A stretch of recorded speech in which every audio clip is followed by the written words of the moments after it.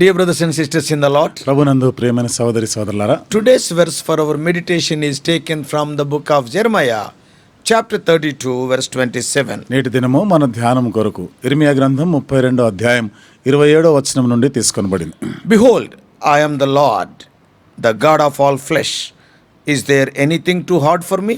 నేను యెహోవాను, సర్వ శరీరులకు దేవుడును, నాకు అసాధ్యమైనది ఏదైనా నుండునా? The question that is asked by God, is anything too hard for the Lord? దేవుడు అడిగినటువంటి ప్రశ్నలో దేవునికి ఏదైనా అసాధ్యమైనది అంటూ ఉంటుందా? We all know that the answer to the question is a resounding no.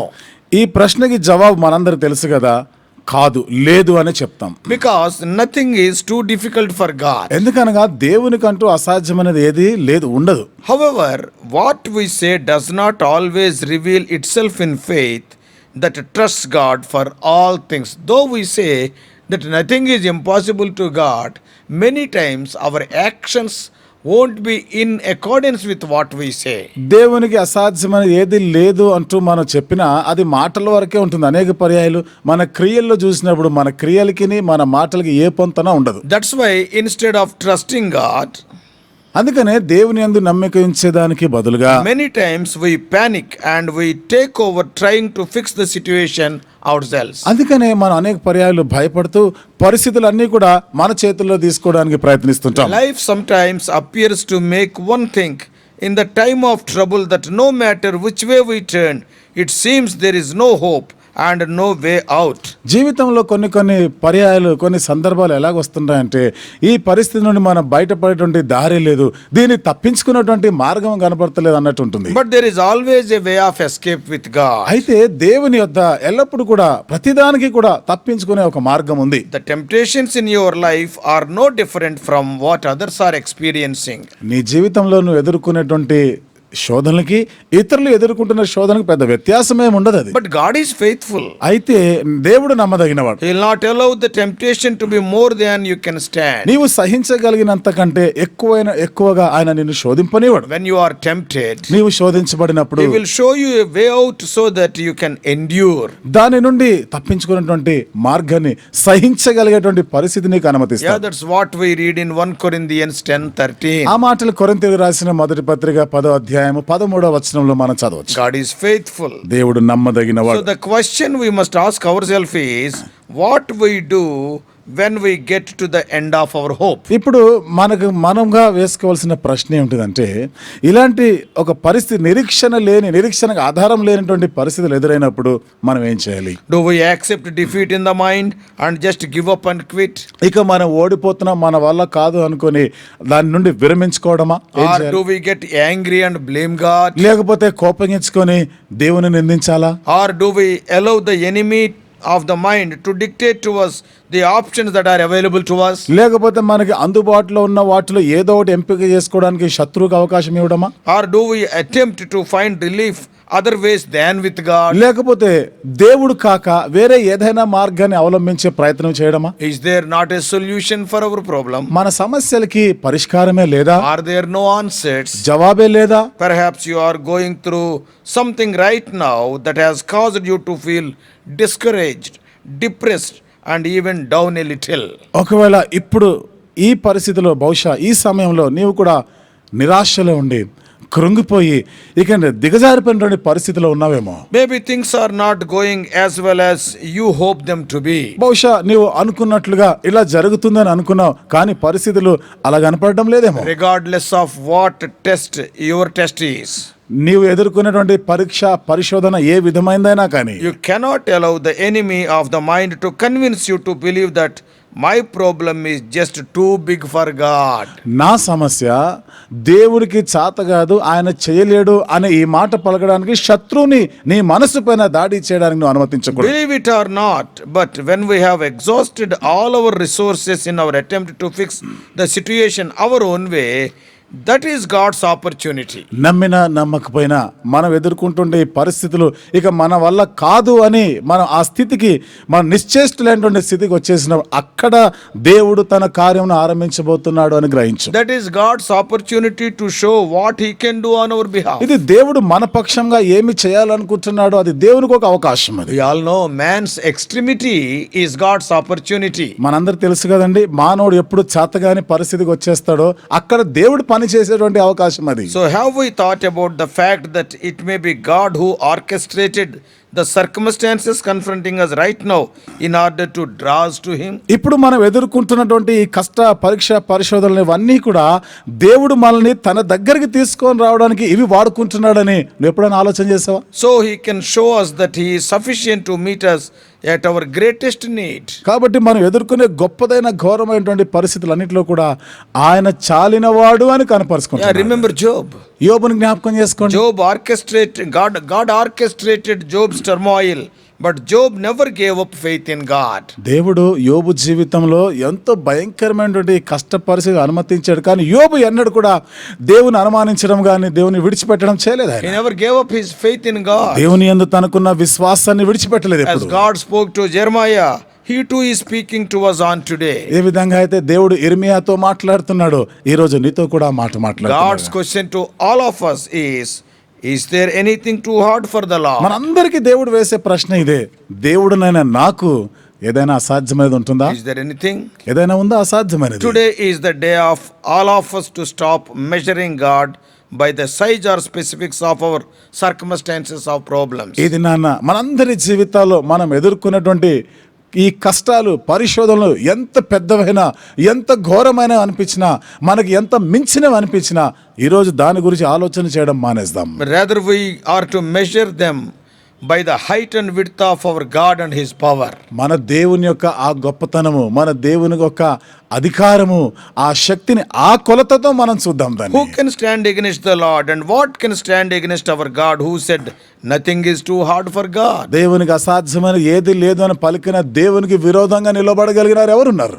So believe it or not, but we all will suffer in this life and go through tests and trials. మనం నమ్మినా నమ్మకపోయినా మనలో ప్రతి ఒక్కరిని కూడా ఈ జీవిత కాలంలో కష్టాలు పరిశోధన ఇబ్బందులు గుండా వెళ్ళి తీరాల్సిందే. The great prophet Jeremiah was rejected by his own people and thrown in prison. గొప్ప ప్రవక్త అయిన ఇర్మియా తన సొంత ప్రజల ద్వారానే తృణీకరించబడ్డాడు, ద్వేషించబడ్డాడు, చెరసాలలో వేయబడ్డాడు. He was tired of preaching to hard-headed people who were abusing him emotionally and at times physically also. మొండివారై తిరుగుబాటు చేసిన వారికి ఆయన బోధించడంలో, ఆయన చెప్పడంలో ఆయన ఏమి అలసిపోయినట్టు లేడు. ఆయనని ఎంత ఇబ్బంది పెట్టినారు వాళ్ళు, అయినా కానీ ఆయన చెప్పకుండా ఉండలేదు ఆయన. And you see, Jeremiah wanted to throw in the towel. Yes, I don't want to work, and call this Christian journey to an end. ఇప్పుడు అనుకున్నాడు ఇర్మియా, ఇక నేను చెప్పను, ఇంకా నేను వీళ్ళకి బోధించను, ఇంకా వాళ్ళ ఇష్టం ఏమైనా చేసుకొని అన్నాడు ఆయన. And he went as far as to say to God that he is quitting on God, and he could not do it. ఇక ఎంత దాకా ఆయన తెగించాడంటే దేవునితో ఇక నేను ఈ పని చేయను, ఇక నేను విడిచిపెట్టేస్తాను, నేను వెళ్ళిపోతాను అన్నాడు. Let us think about Jesus for a moment. ఒక క్షణం పాటు యేసు ప్రభువుని గురించి ఆలోచన చేద్దాం. How he suffered opposition and rejection. ఆయన ఆ ఎదిరింపులు వస్తున్నప్పుడు, తృణీకారాన్ని ఎదుర్కొంటున్నప్పుడు, and how he experienced oppression and eventually crucifixion on the cross. ఎన్ని శ్రమలు పెట్టారు, బాధ పెడతారు, చివరికి ఆయన సిలువ కూడా వేసినప్పుడు ఇవన్నీ ఎట్లా భరించినాడు ఆయన. But yet at the end of his suffering and death he arose. తన యొక్క శ్రమల అంతములో, మరణం తర్వాత ఆయన తిరిగి లేచినాడు. And lives forever and ever with all power. సదాకాలము సమస్తమైనటువంటి శక్తి అధికారముతో ఆయన జీవిస్తూనే ఉన్నాడు. So brothers and sisters, what do we do when troubles or hard times strikes us? కాబట్టి సోదరులారా, కష్టాలు ఇబ్బందులు మనకి ఎదురైనప్పుడు ఏం చేయాలనుకుంటున్నాం? As with Jeremiah, we too bring our problems to God, who says, Behold, I am the Lord, the God of all flesh. Is there anything too hard for me? ఇర్మియా వలనే మనకున్న సమస్యలు, మన కష్టాలు, ఇబ్బందులు అన్నీ కూడా నేను యెహోవాను సర్వ శరీరులకు దేవుడను, నాకు అసాధ్యమైనది ఏదైనా ఉండునా అని సెలవిచ్చిన ఆ దేవుని దగ్గర తీసుకొని వస్తాం. And if God can be with his prophet Jeremiah in prison, మరి దేవుడు తన ప్రవక్త అయిన ఇర్మియాతో చెరసాలలో కూడా ఉండినప్పుడు, and when God was with those 3 Hebrew young boys in a fiery furnace, ముగ్గురు హెబ్రీ యవనస్తులైన వారు మండుచు ఉన్న వేడిమి గల అగ్నిగుండములో దేవుడు వారితో కూడా ఉన్నప్పుడు, and when God could be with Daniel in the lion's den, సింహముల గుహలో దానియేలుతో కూడా దేవుడు ఉండగలిగినప్పుడు, don't you think he can make a way for us also? మన కొరకు కూడా ఒక మార్గాన్ని ఏర్పాటు చేస్తాడని అనుకోమా? Jeremiah gives us a glimpse into the truth that nothing is too difficult for God. దేవునికంటూ అసాధ్యమైనది, కష్టము, కఠినమైన ఏది లేదు అనే దాని గురించి ఇర్మియా మనకు చూపిస్తున్నాడు, ఆయన మాట్లాడుతున్నాడు. When life is overwhelming and unbearable at times, మన జీవితంలో ఆయా సమయాల్లో కొన్ని పరిస్థితుల్లో ఇక మనం తట్టుకోలేము, మన శక్తికి మించినదని అనిపించినప్పుడు, then we must do what Jeremiah did. ఆ సమయంలో మనం కూడా ఇర్మియా చేసినట్లుగానే చేయాలి. Yeah, we talk to God about our problems and our own fears. మన సమస్యల గురించి, దేనిని బట్టి భయపడుతున్న వీటన్నిటి గురించి దేవునితో మాట్లాడాలి. Yeah, facing an impossible situation, oh Lord. ఓ దేవా, అసాధ్యమైనటువంటి పరిస్థితి నేను ఎదుర్కొంటున్నాను. Pray and read God's word to remind you of what he is and what he has done on our behalf in the past. ప్రార్థన చేయండి, వాక్యం చదవండి. ఆయన ఏమై ఉన్నాడు, గతంలో ఆయన మన కొరకై ఏమేమి చేసినాడు ఒక్కసారి జ్ఞాపకం చేసుకో. Know that he can do the same thing once again.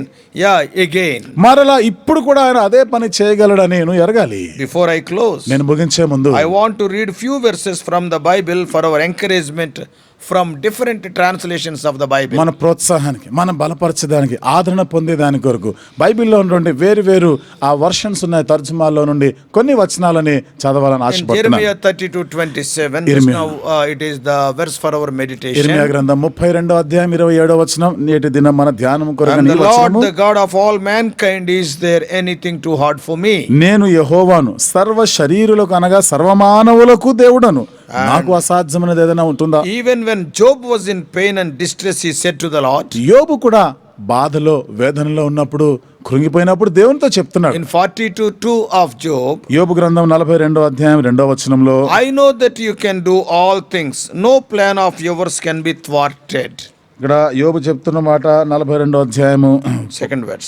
2వ వచనంలో, నీవు సమస్త క్రియలను చేయగలవనియు, నీవు ఉద్దేశించినది ఏది నిష్ఫలము కానేరనియు. Nobody can thwart your plan. నీ యొక్క ఉద్దేశాలని ఎవ్వరు కూడా నిష్ఫలము కానివ్వరు. In Luke 1:37, లూకా సువార్త 1వ అధ్యాయం 37వ వచనం, the archangel Gabriel reassured Mary. ప్రధాన దూత అయినటువంటి గాబ్రియేల్ వచ్చి మరియాకి మరొకసారి నిశ్చయపరుస్తూ చెప్తాడు. What Gabriel said? ఏమని చెప్పాడు Gabriel? With God nothing will be impossible. దేవునికి అసాధ్యమైనదంటూ ఏమీ లేదు.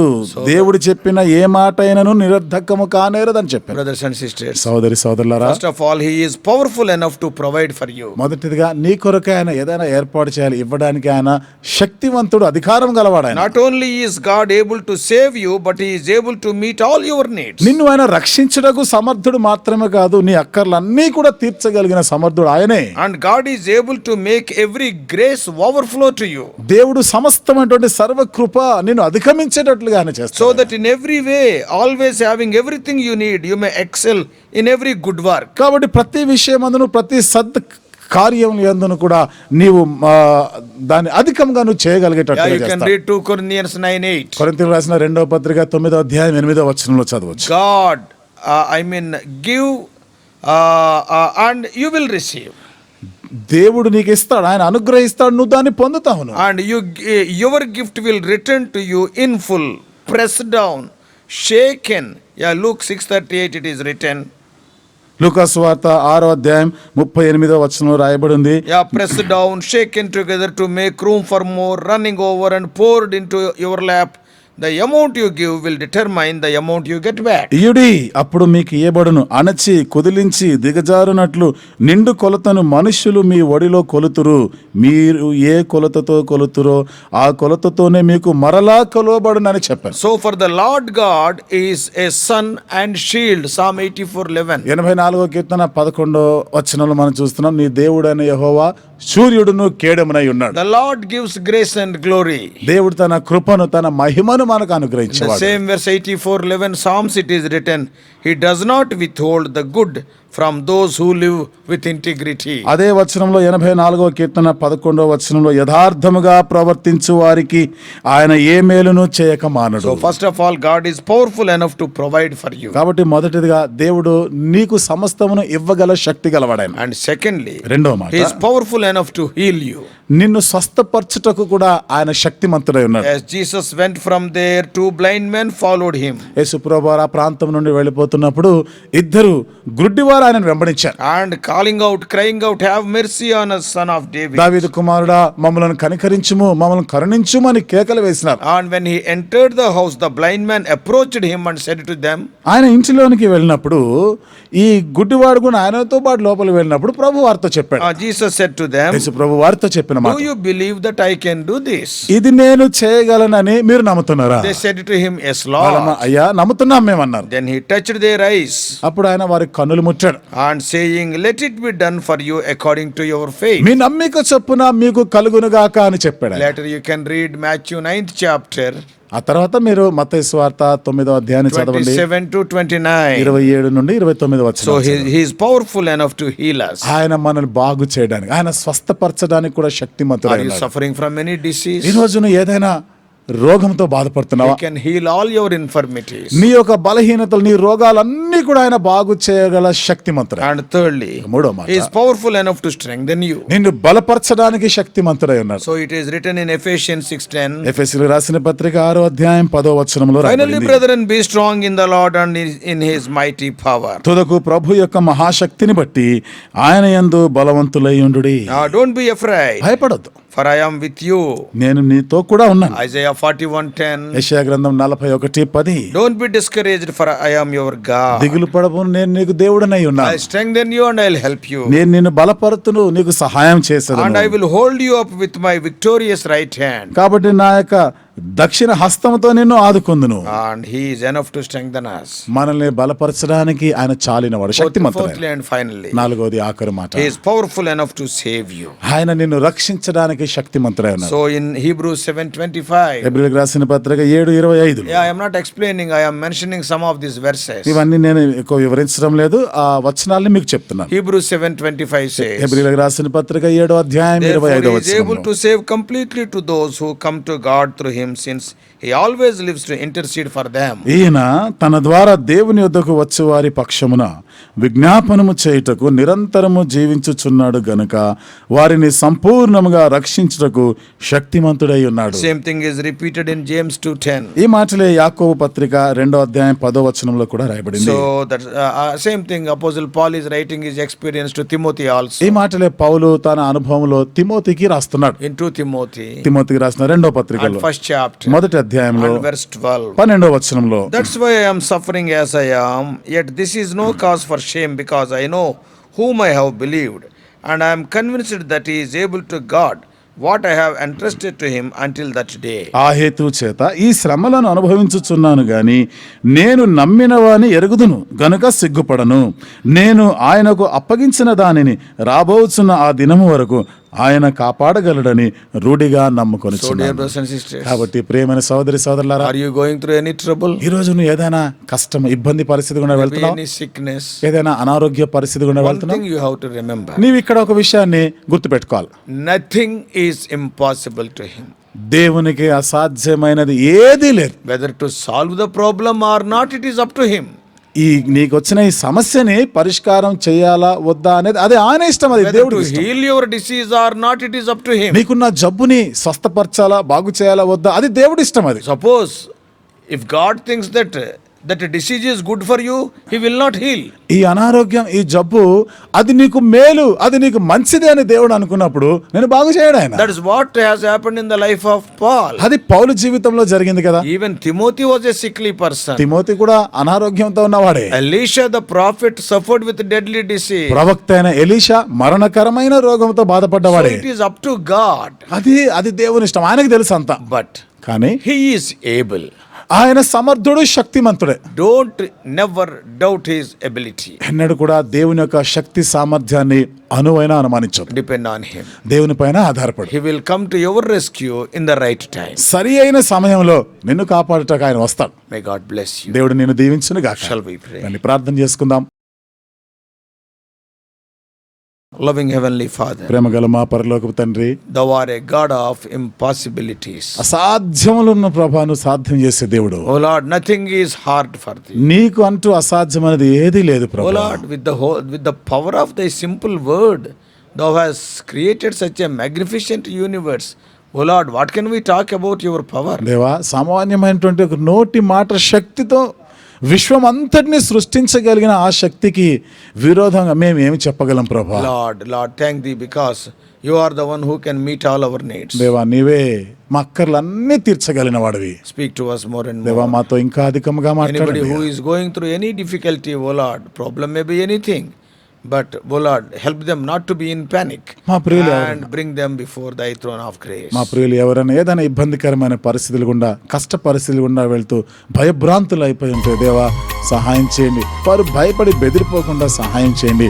ఈ పరిస్థితులన్నీ కూడా నీ కృపా సింహాసనం వద్దకు తీసుకొని రావడానికి సహాయం చేయండి. Lead us throughout this day. దేవా, ఈ దినమంతయు మమ్మల్ని నడిపించండి. We do pray in the mighty and matchless name of our Lord and Savior Jesus మా Christ. ప్రభువును రక్షకుడైన యేసుక్రీస్తు వారి శక్తిగల నామములో, సాటిలేని నామములో ప్రార్థించి వేడుకుంటున్నాము తండ్రి. Amen.